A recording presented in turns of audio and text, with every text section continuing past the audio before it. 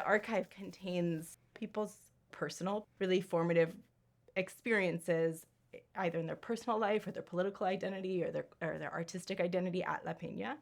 I found a photograph of my grandfather singing in the choir and posters of my daughter's great aunt, who was a political prisoner in Chile and appeared in an international solidarity poster.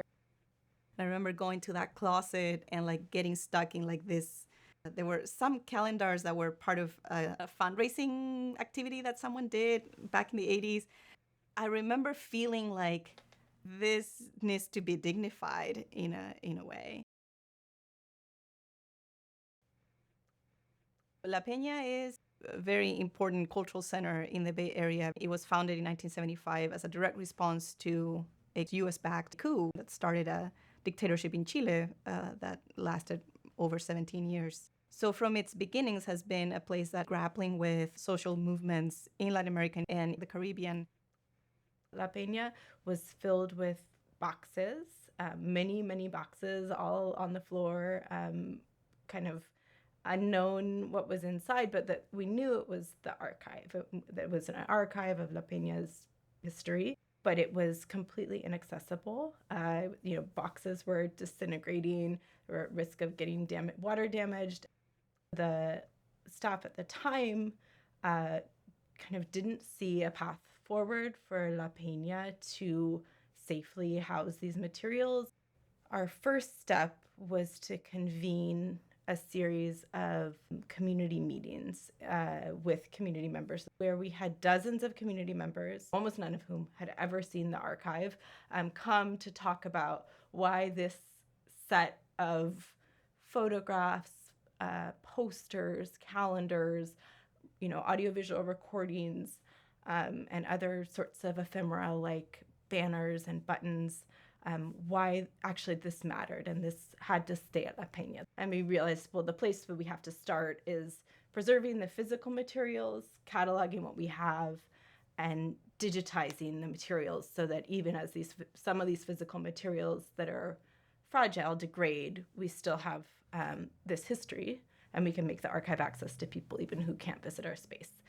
The biggest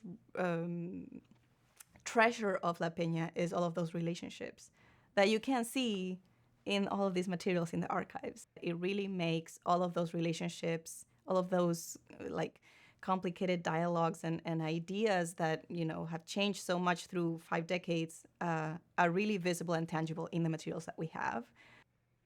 Archival work gives a lot of clarity. This particular archive gives us this idea that we are just part of a very long line of people that have been asking the same questions over and over and over again. Hopefully people can feel the hope that we're not alone, we've never been alone, none of this is unprecedented. It's a historical community that is kind of rooting for us. Like all of these people that are in these materials, it feels like they're just telling us, like, just keep going. We have 50 years of calendars of events.